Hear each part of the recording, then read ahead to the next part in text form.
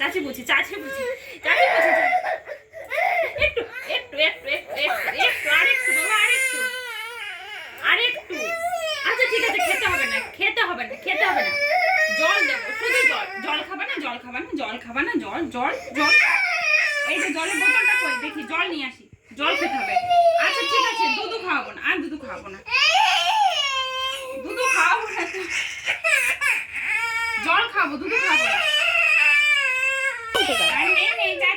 চাচি পুচি কে এখানে?